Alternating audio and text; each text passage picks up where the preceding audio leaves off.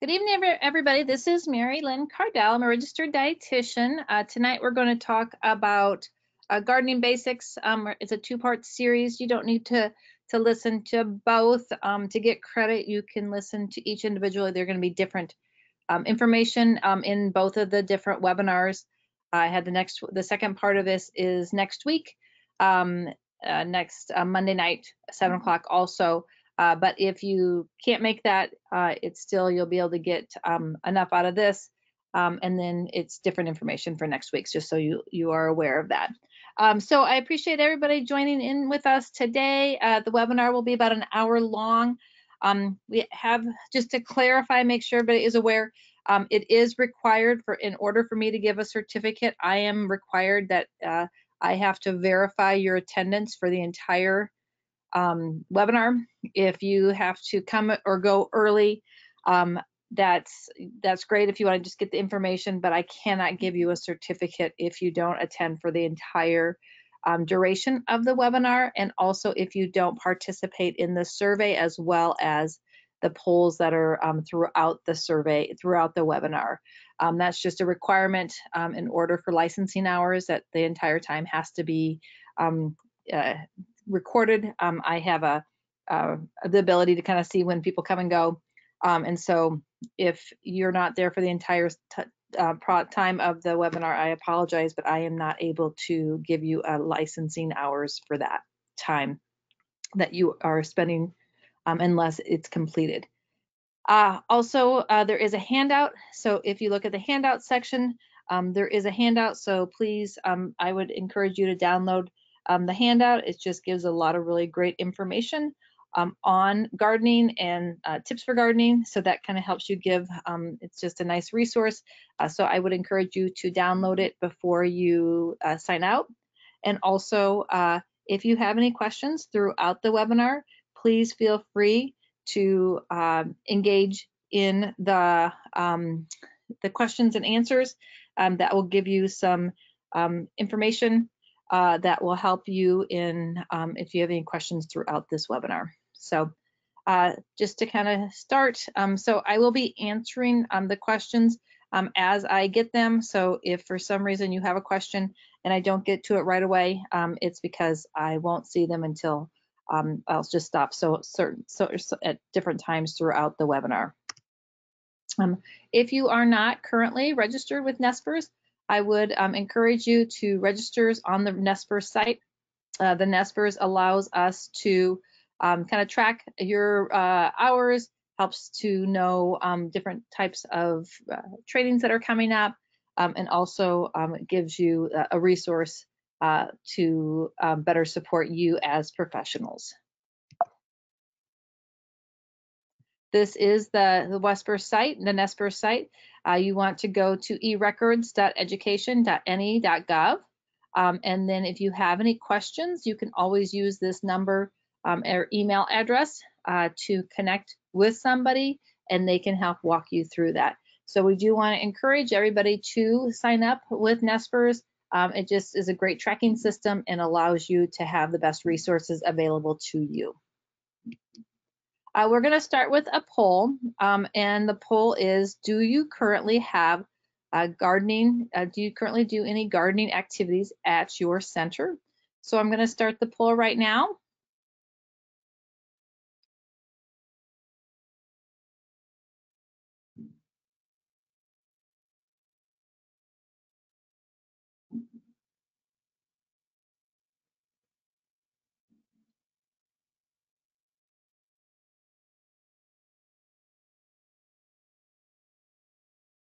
We'll give it another couple of seconds just to get everybody who is there to vote.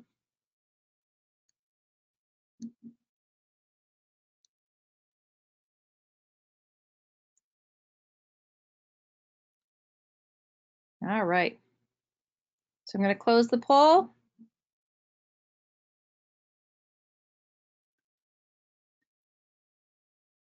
So do you currently do gardening activities at your center? It looks like about 61% of you do not do any type of gardening activity at your center, and about 40%, 39% of you do.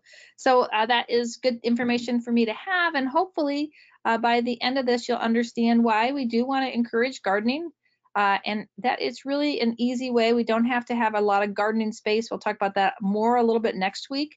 I think a lot of people are intimidated by gardening and don't understand the space requirements. It can be kind of overwhelming. The mess can be a little bit overwhelming. So there's a lot of ways that we can teach gardening techniques. And so we want to kind of help you understand different ways to make it really simple for you to teach gardening techniques at your own center. So hopefully that will help you see some different ideas on how to do that. The next poll is, what is your biggest obstacle to gardening at your center? So I'll say, launch that poll, and it is, what is your biggest obstacle to gardening at your center? Is it time? Is it outdoor space? Is it cost? Is it equipment?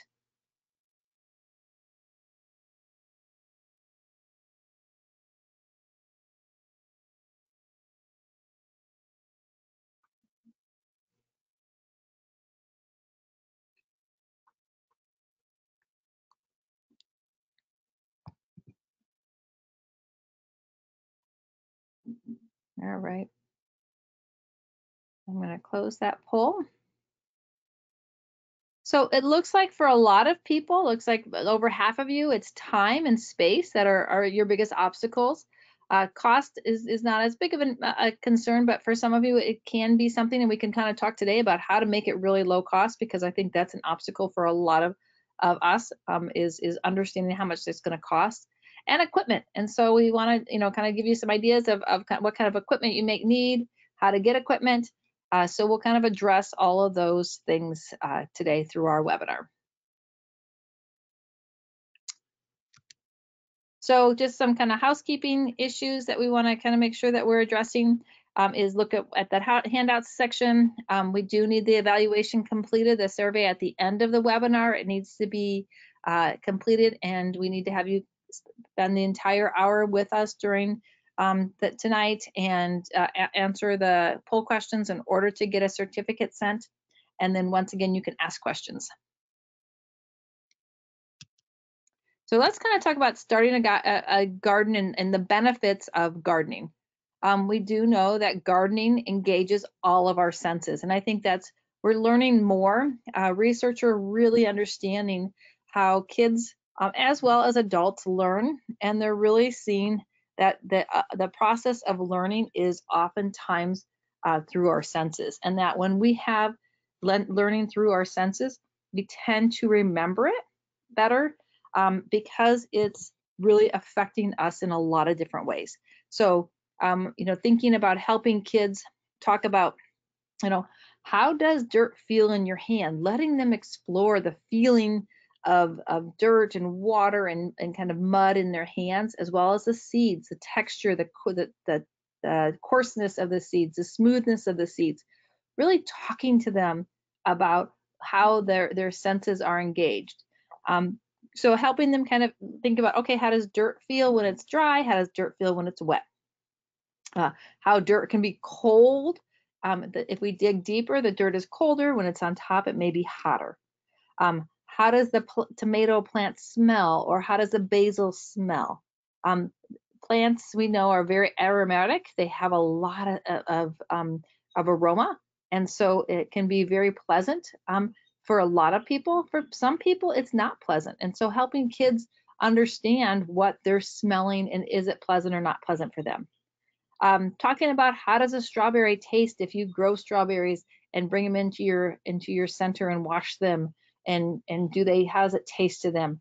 Can you hear a crunch of a carrot if they're eating their carrots that they've grown? And so also thinking about just a sensory garden. So for a lot of us, a lot of room is a big obstacle. And so a sensory garden with herbs is really an easy way of helping to stimulate the five senses. Having an herb garden with maybe basil, cilantro, lavender doesn't take up a lot of space, but it's very aromatic. It smells. It has the oils on the skin that you get from touching the leaves. And so it can be a really sensory experience for a lot of, for all of us. and so that can help in the kids. So I do have a question. Someone raised their hand. I see someone raise their hand, but I don't see a question. So if you have a question, please feel free to put it in the questions tab. So thinking about gardening and encouraging our gardening is one of the benefits has been shown that individuals who garden, and especially kids who garden, tend to eat more fruits and vegetables. So it really has been shown. If I don't know if you see the news much, that they really every time, and maybe it's just the things that I get exposed to just from some of the USDA things that are sent to me. But every single day I'm hearing about different gardening centers that are opening up to help the community, especially with the pandemic. But what they've really found is that when exposure to fresh fruits and vegetables are provided at a young age, that those children are going to be more likely to eat fruits and vegetables as they get older. And so, even the pickiest eaters are more likely to eat if they've grown their own fruits and vegetables. And so really helping the kids recognize that they are able to, when they are able to grow their own food, that they can tend to eat more of that. And especially when they see it go from seedling to the fruit or the vegetable to their plate, it's very much a sense of accomplishment, and they're more likely to eat that. They've also shown that there's been multiple studies that kids who have schools, gardens, whether it's preschool or elementary schools, high schools, they are more likely to prefer fruits and vegetables as snacks versus kids who don't have that exposure to an hands-on gardening experience at their school.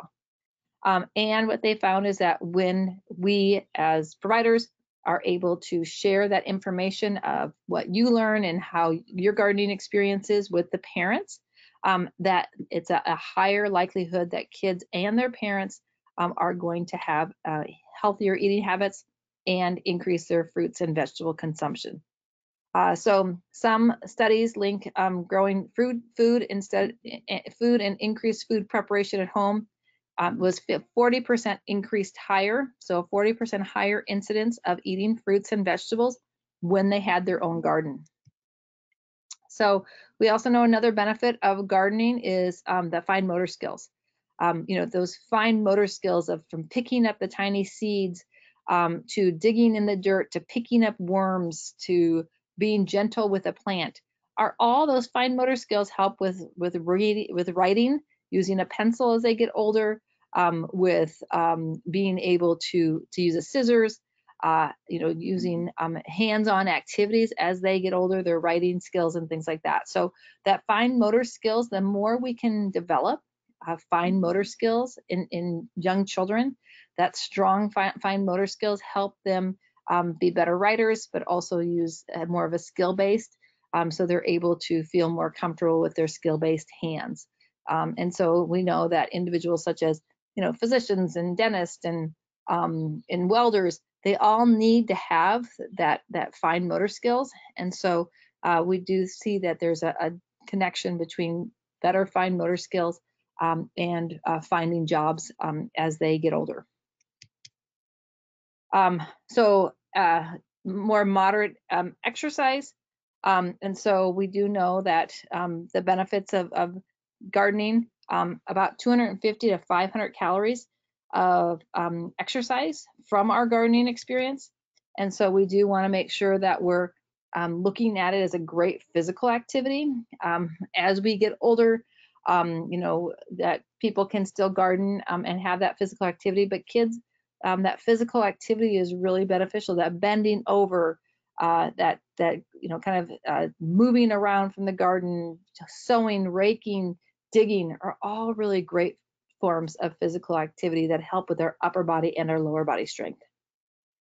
We also know that gardening builds a sense of confidence. So studies have shown that kids who garden feel more capable. The empowerment that we get from growing something really helps a child's self-esteem. So it's exciting, you know, for their ability to have that competency that they see when they are able to engage in real life activities. So they know that they eat food, but a lot of kids, we don't know where our food supply comes from. And so they have really found that when kids understand their food supply and then they're able to grow it themselves, that really increases their awareness of the world around them. But they're self-confident that they're more capable of doing multiple things in their life. So giving a child the experience of dabbling a tiny seed in a hole, watering it, protecting it, watching it explode into life, they feel like they have magical powers. So just really kind of encouraging kind of that awe feeling that we want kids to get when they're doing that gardening experience, but also being able to see how things go from a seed to a actual plant that they eat. Responsibility, we do know that kids who garden feel an increased sense of responsibility. We do know that it does require attention, and that it's that weeding and watering and taking care of the plant is a great way of showing responsibility. So they do, you know, show that when kids are responsible for living objects, that it enhances their self-esteem and their level of self-empowerment. And so, unless you have, you know, living animals, pets in your center, a garden is a really great way of enhancing that self-confidence with a living object. And then neat thing is they can see it grow. It's we want fast-growing plants, and so they can able to see how that fast growing plant is cared for. So for example, if you want to do an experiment and see what happens if you have one plant that you don't take care of and then one plant that the children are responsible for, and just kind of helping them see the difference between if you are caring for a plant and watering that plant and making sure that it's got the sunlight that it needs versus another plant that you don't do anything to. It kind of helps them understand what their role is and how responsible they are for allowing this thing to grow and to flourish. Gardening also helps kids learn to plan and to organize. So we know, that planting, one thing that really intimidates a lot of people is they don't know what to plant and when to plant and how to plant, right? And so it does take some research. So we do know, depending on where we live, in the United States, different places are going to be able to grow different crops at different times of the year. And so, really kind of knowing, geography and helping kids understand that geography, helping them understand how to plan things out ahead of time, how to make maybe seedlings in the house or in the center, and then when do you carry them outside and plant them outside. So it helps them to kind of organize and plan that way. We also kind of being able to identify the different kinds of species of plants and what different plants, how deep they need to go, how big they're going to grow. So some flowers and some plants are going to grow and plant in rows. Makes it easier for us to harvest them. It makes it easier for us to know kind of what's in each kind of category or each area of the garden. Other things like maybe wildflower seeds can be sprinkled around. So that's a type of gardening that we can do. Taking wildflower seeds and kind of sprinkling them around. That's a really easy way of helping kids see, and then taking care of those, watering those, making sure that they're getting sun. And so really kind of, depending on how old your kids are and what their interest level is, we can, talk a lot about what kinds of foods they might want to eat, they like to eat, and how to plant those, how long each plant is going to take to grow. Some are going to take weeks and some are going to take, maybe up to a couple months. And so helping them understand that there's, what types of, planning and organizing that takes, as well as kind of the science aspect. So also have found that kids are more in what they call environmental stewards. They're much more aware. We do know kids are much more aware of the environment. They can understand the time and the effort that it goes into growing the food, and why farmers are important. I did a talk at Creighton a couple years ago, and one of the questions I had was, how many people had been on a farm? And out of that 25 kids, only one person had ever been to a farm. And so we do know that individuals, are further away from that, connection to a farm. So many of us don't have relatives, that are farmers, or people who know other farmers, and so a lot of kids never have that exposure to how to grow things, and because they've never had that kind of farm experience, and so it gives them an easy connection to what a farmer does. And we can really do it in small spaces if we need to, depends on what you have available at your own centers. Math skills are really great, and especially for older kiddos, that they can really be engaged in kind of the math concepts. Each plant, each seed is going to have on the back of their seed, it will tell you how far the distance between each seed that should be planted. And that's based on how big the plant will grow and how much room their roots need. And so helping the kids understand why certain plants may need more room, right? Their roots may be longer, their leaves may grow bigger. If they're planted all right next to each other, we're not going to be able to get the sun exposure. They're going to overcrowd each other. They're not going to have, their roots won't be able to get the oxygen and the nutrients from the ground. So helping them kind of measure the distance between each seed when it's planted. Kind of being able to count, okay, we have this much room, this much length of space, and each seed needs this much, space in between. How many can we plant?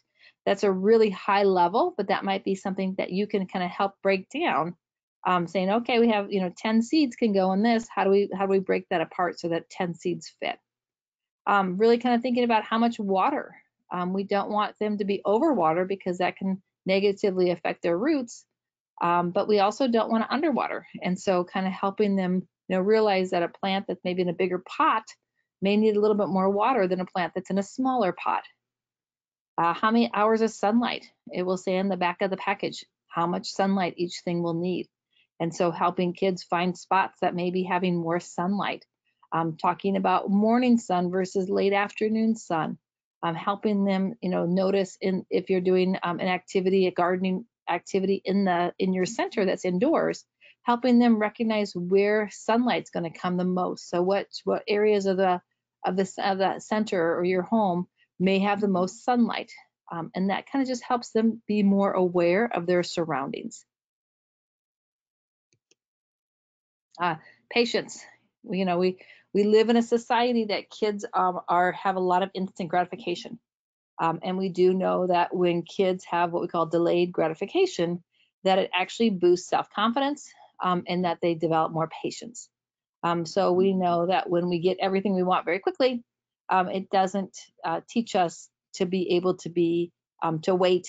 And so those kids tend to be a little bit more impulsive and not as they tend to be less driven, I guess. And so really kind of recognizing that the patience that happens with the gardening is a great skill that we can easily teach our kids in a small amount of space. So I'm just kind of talking about that little bit of growth, and what happens, especially if you're doing like seedlings, helping them see the growth that happens overnight, the growth that happens in a week. But it's that more patient kind of understanding of things may take time, and that's a benefit to a child. Stress relief, we know that this has been really kind of shown in adults. The stress relief, gardening can help teach people how to calm themselves down.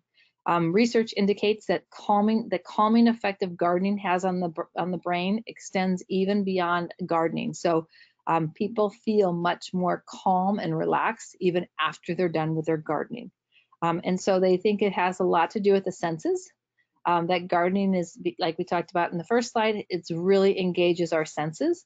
And anytime we are able to engage our senses, we have a much more calm affect. It's the tactile, the touching, the smelling, the aroma, the sun. There's so much that is sensory when we're doing gardening, and they really think that that can have a calming effect. There's been a lot of research in the last 10 years talking about, people who get 20 minutes of outdoor time a day have less stress hormones than people who don't. And they're really kind of recognizing the impact that nature has on decreasing our stress and helping us manage kind of stressors in our life. So in a 2011 study, they tested the stress relieving effects of gardening in Amsterdam, and the researchers found that there was a significant decrease in cortisol. And cortisol is a hormone that is produced when we are stressed in participants after they spent time in a garden. And so we just are finding out more and more information about how outdoor time, nature, but particularly that gardening, because we're tending, we're caring for things, and that even engages us at a higher level than just being outside.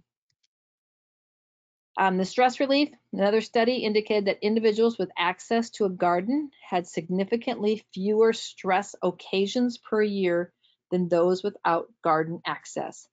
And the more often people use their gardens, the fewer stress occasions they suffered per year. So that's a pretty significant, when we live in a pretty high stress world, any ways that we can get stress relief, I think is really beneficial. Plus we know that there's so many other benefits of gardening, plus the health benefits of eating more fruits and vegetables. They also say that, kids score higher on standardized testing when they get older, writing, math, science, and social studies when they've had gardening experiences. They've also found improved behavior in class and increased self-esteem in schools that had gardening centers, that had in-school gardening. Improved focus and memory. They found that consistent involvement in gardening can contribute to improved alertness, cognitive abilities, and social skills. And some of this could be, they think, related to the senses. Anytime we're engaging our senses, we're going to have increased alertness, but also cognition. Our cognitive abilities are increased with those sensory, exposure to our sensory experiences. Horticultural therapy, which is basically therapy that has to do with gardening, has been shown effective in rehabilitating motor, speech, and cognitive abilities after illness. So individuals who have undergone significant illness or accidents, that they found that when they had horticultural therapy, had them engaged in gardening, that they improved their speech and cognitive abilities. So if they're, recognizing that in individuals who've had maybe accidents or significant illnesses, that the likelihood that transitions, to children and how their brain is developing is a pretty close correlation. So it improves focus and memory. We know that the symptoms of ADHD have been shown to be lessened by outdoor green space, helping children focus both while they occupy the space as well as later in the day. So individuals, kids who are exposed to the outdoors are much more focused. Their ADHD is better managed throughout the whole day. And the improvements in memory and attention were even more significant when children were engaged in gardening. So having that kind of, especially for the little ones who maybe have a hard time staying focused, it may be a really good activity for them. We know that tactile, children with ADHD really appreciate that tactile, that focus when they have to take care of something. It also doesn't have a whole lot of like distractions when we're outside, as opposed to some indoor activities where there may be more loud noises and distractions. They also know that kids that have gardens in their schools have improved conflict resolution. They are able to solve problems better, and they have a higher level of thinking. And the teachers become more engaged and collaborative with the students and other educators. It also positively impacts their mood and their psychological well-being. And research shows that elements of gardening have an ability to trigger emotions in people. Flowers can have both an immediate and long-term effect on emotional reactions, mood, and social behavior. So just seeing flowers, touching, smelling flowers can stimulate an emotional reaction and could be a calming affect. Gardening has also been shown to help with depression and anxiety. Individuals involved in gardening find life more satisfying. They feel they have positive things happening in their lives. We do know that kiddos are more, and you guys, especially individuals who maybe have been working in the industry for many, many years, you've probably seen there's a lot more depression and anxiety among kids. They feel like the fast-paced world that these kids are exposed to, kind of the pressures that they're exposed to, that kiddos are a little bit more anxious and depressed. And so gardening has been shown to help in managing that or lessening that. And starting early gardening, those kids are more likely to continue gardening as they age. Science is a huge part of gardening, and it's such a fun thing for kids to kind of see how science goes into everyday things. So, kind of talking about, what makes the leaf green? Why do the leaves need sun? What makes them, what makes the sun? Why do they need water? Why do they grow better when the soil is loose versus like a hard clay? Thinking about, what do the roots do? Why does certain plants have bigger leaves and certain plants have smaller leaves? What does the flowers go into? It's going to bud into a fruit. And so there's so much science that kids, when, we all know that we learn better when through action rather than just, reading. And so it's a really great way of teaching those action concepts in an engaging way for kids. Plus that fine motor skills we talked about earlier, which helps long-term job creation, job, abilities, the responsibility and respect for living things. And it's really great for a group activity. Talk about the moderate exercise earlier. And the sensory really, helping them identify the sight, touch, smell, sound, taste. We do want to make sure that we teach them that they're not going to eat out of the garden. They have to wash everything, make sure it's washed, their hands are washed. Those are really important skills that we want to teach them too. Other things when you talk about the sensory is we can kind of talk about things that are more abstract. When you talk about how does it feel? Does it feel cold? Does it feel warm? Is it breezy? Is it humid? Is it hot? Really helping them understand kind of those the science terms behind our weather. Is it, what happens if it's windy? Why do things blow away? How do the plants get protected by their roots are protecting them so they don't get blown away? Helping them talk about what are the different textures, the texture of the dirt, the texture of the stems versus the roots versus the leaves versus the flowers. Really kind of helping them understand that they're all separate pieces that are all growing together to help get this plant life. And then talking about the different smells, the leaves, the roots, the soil, the leaves, the flowers are all going to smell very different, and kind of helping them engage with that. So I do have another poll.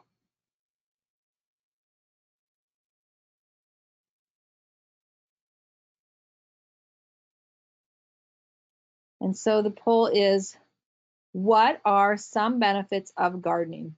It helps release stress. And select one or more answers. It helps release stress. Kids who garden eat more fruits and vegetables. It encourages math skills, improves a child's self-esteem and confidence, and teaches responsibility.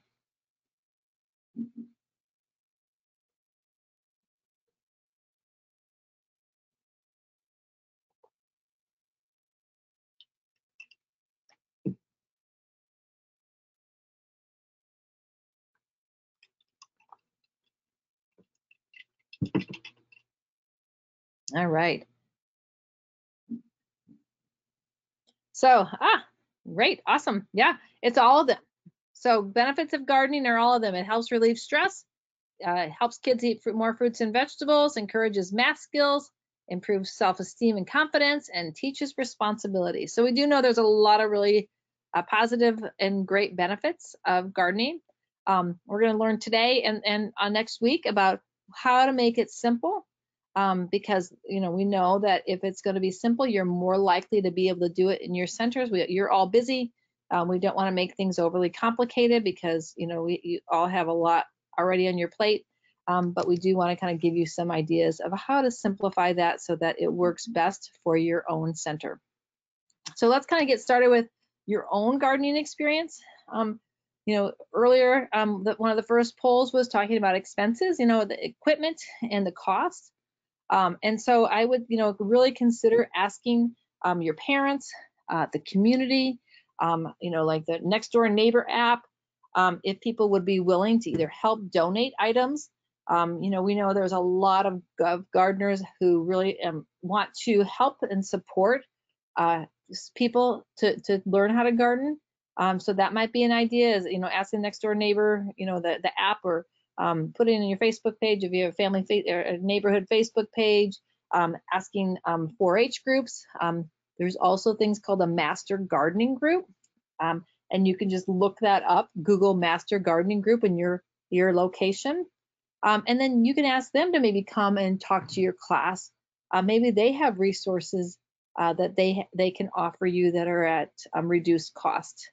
And then also ask, just churches or other local communities for donations of plants or materials. Ask Home Depot or Lowe's if they have any donations that they can support you in starting a gardening, because we do want to, it does have expenses, and so there are some resources for you to explore. Talk about basic safety.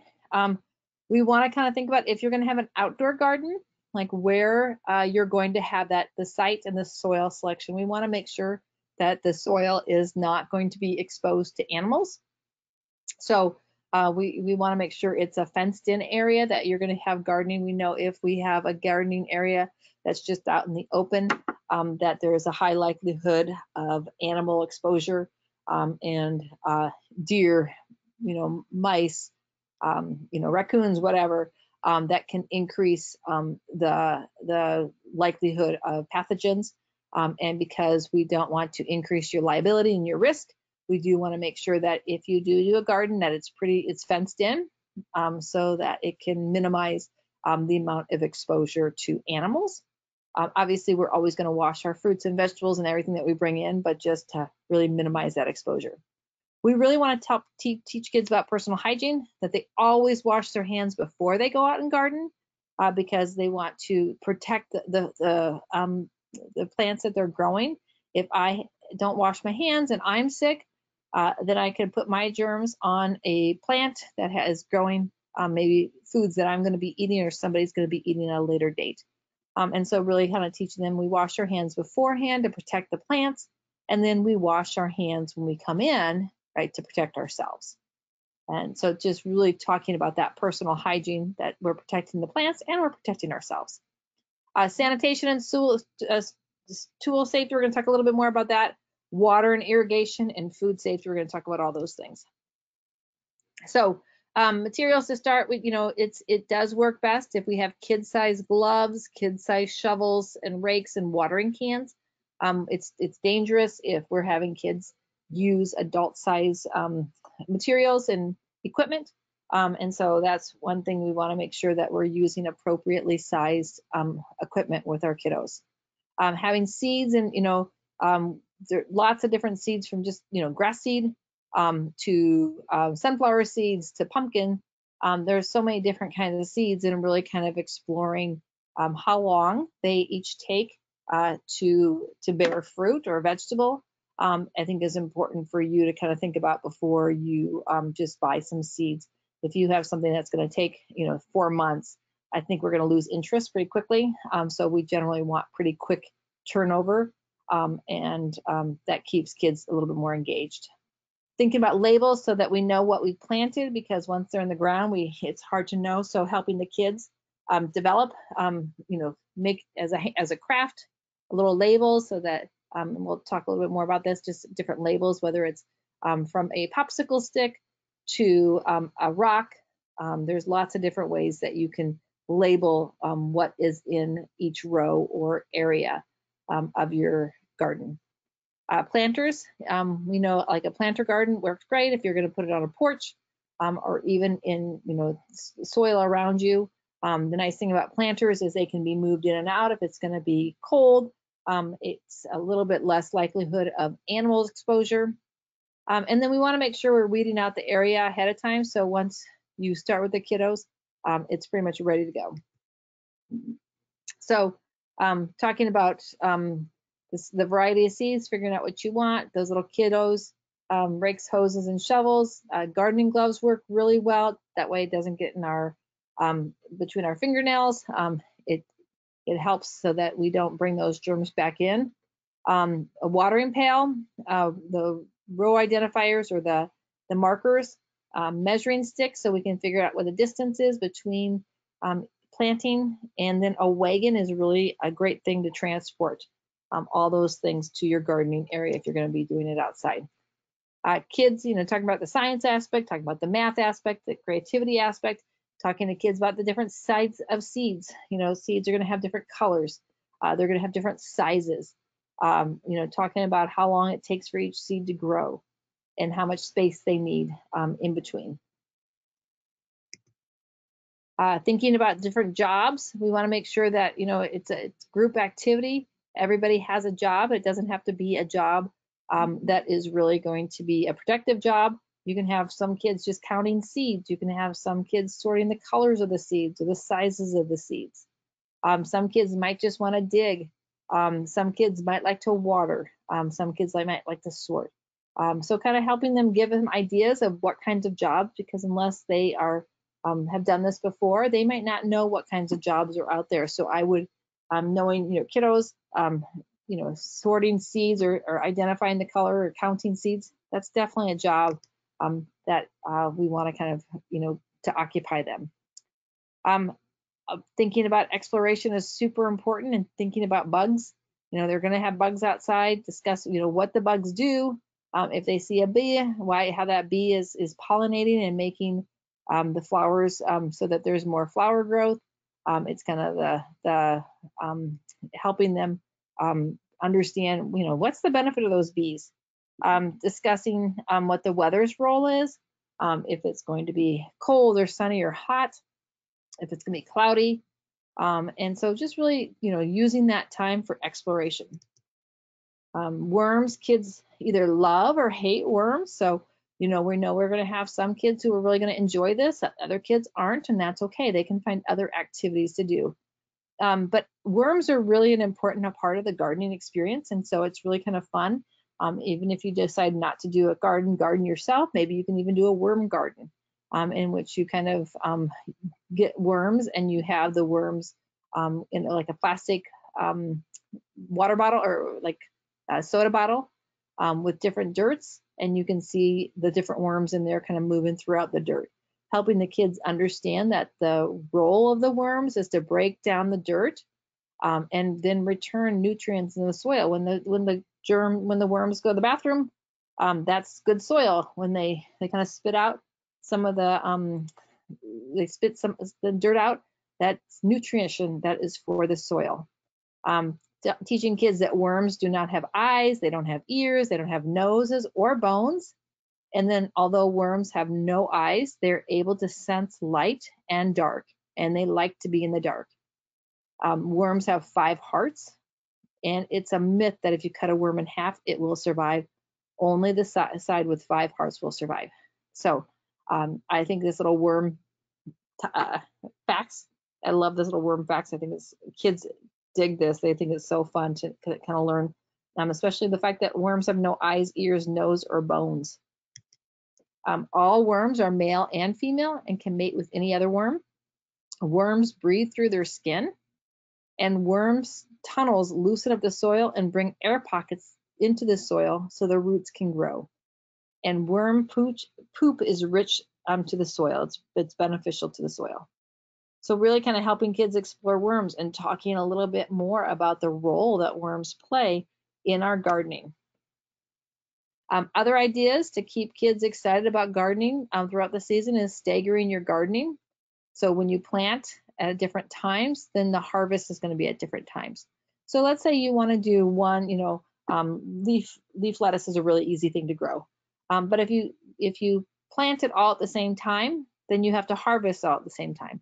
So maybe 1 week you plant some, and then 2 weeks later or a week later you plant more, and that way it kind of staggers out that harvest for you.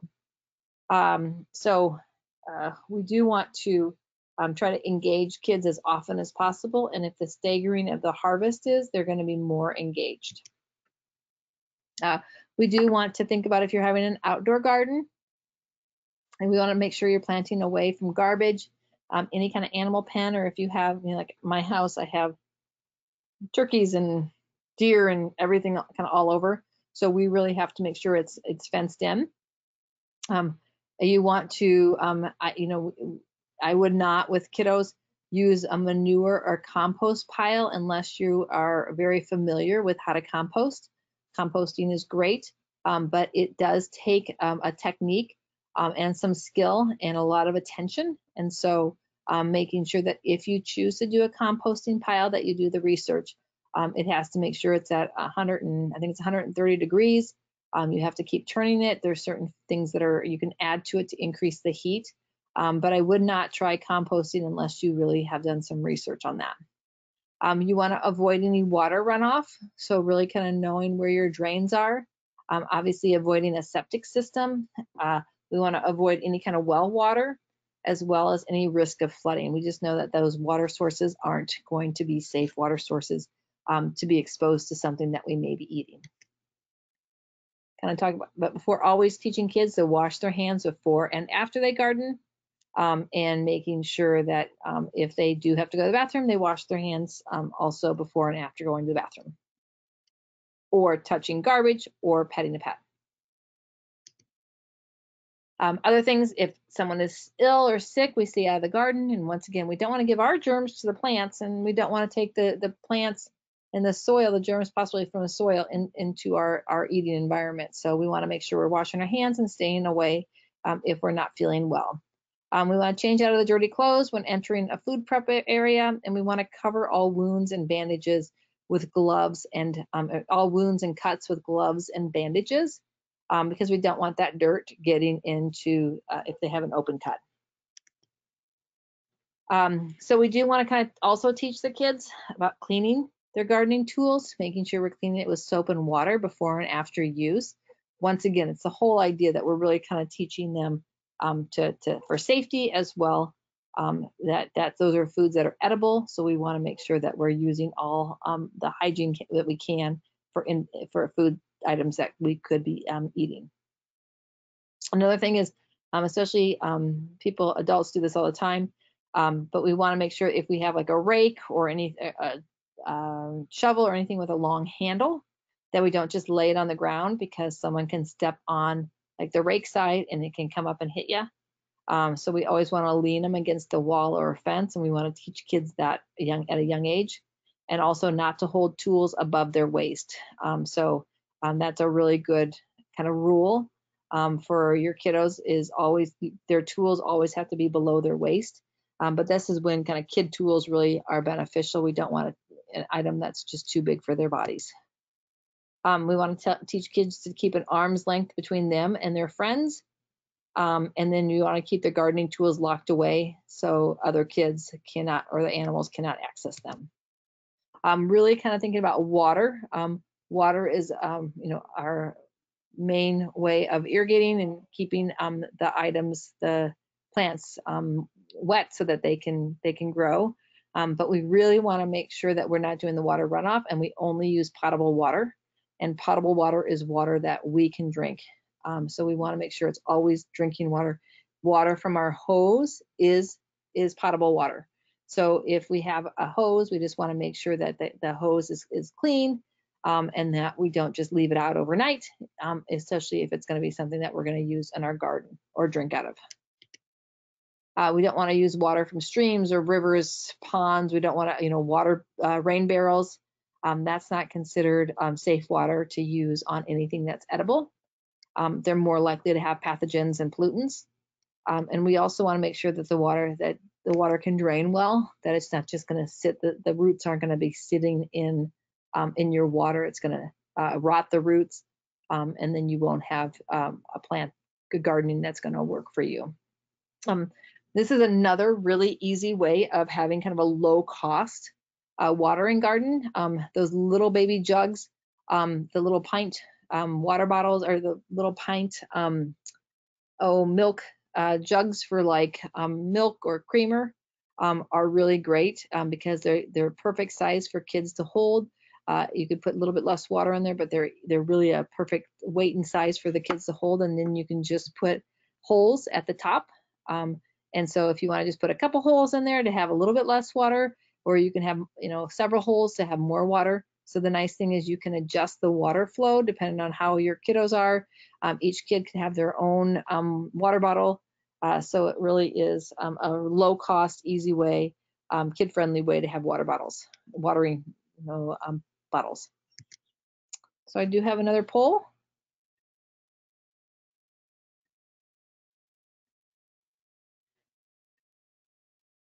What are things to consider when starting a garden? Where to set up your garden, safety and sanitation, watering, or food safety?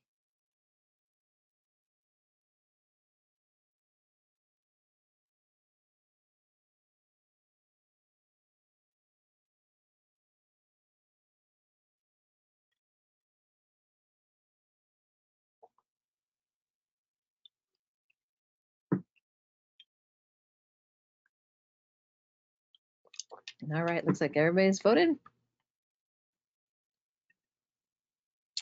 So all these things are things to consider when gardening. Where to set up our garden, because we want to make sure it's in a safe spot. We want to make sure that it's protected so that animals and also water runoff. Safety and sanitation of washing our hands, making sure that we're using potable water, making sure the water and where your water supply is. If you have a garden that's going to be far away from a water supply, how are you going to be carrying that water? And then food safety, making sure we're not sick if we're in the garden, and we're washing our hands before and after we garden.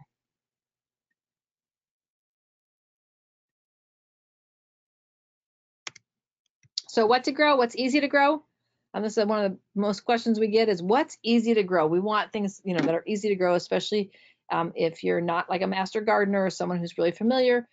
Things that are easy are radishes, spinach, green onions, cucumbers, zucchini, peas, turnips, and lettuce. If you're someone who just wants to start kind of that experience of a garden, but you just don't have a lot of room, you don't have a lot of time, green onions are super easy. They smell great. They have a lot of aroma, a lot of sensory. They grow pretty quick. They don't take up a lot of space. They're really easy. They're not fickle.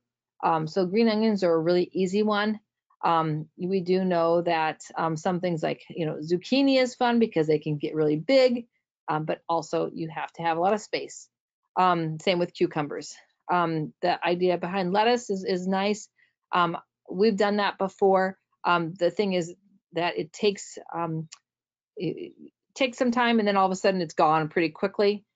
So I'm not as much of a fan of a lettuce unless you have a lot of space. I think if you're just starting off, green onions are great because they're really easy to include in a lot of different recipes. Kids can actually eat them by themselves. Radishes are nice too. A lot of kids don't like radishes, but they are the pretty color. They smell. Their leaves are pretty cool. And so that's another kind of idea. Other things, fruit trees that are easy to grow, peach trees, pear trees, and apple trees. You can even grow miniature ones. They have like miniature ones that you can put in a pot. And depending on how much you want to move it, you can move it to a deck during the summer months in the spring. And so it gets that outdoor exposure. And then you can move it in side too if you'd like to have it inside. So some of the miniature ones do bear fruit, and that's kind of fun for the kids. They like to have that fruit. So that's another thing to think about. It's something that, kids, it can grow all year round. You don't have to plant it every single year. It continues to bear fruit. And so that might be something else to consider. Herbs are super easy, and I think this is another thing that I would really encourage you to think about if you don't really have a lot of space or time, that herbs are really fast and quick, but once again, they have that sensory. The smell is really kind of remarkable for how quickly easy they grow.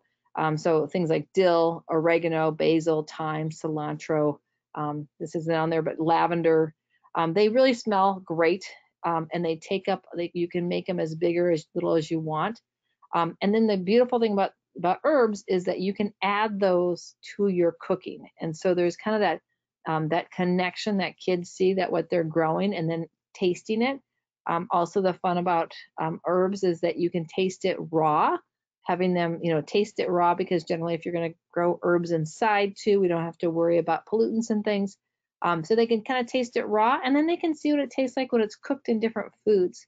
And so kind of helping them explore it that way. So I think if you're just kind of new, you're not sure if you want to do it, I would really think about herbs as your first line, and really kind of experimenting with that, especially those senses of how they feel. And when if you rub your hand on the leaves of the different herbs, those oils really get on the smell. And so it's really easy for kids, they can each have their own leaf and smell it.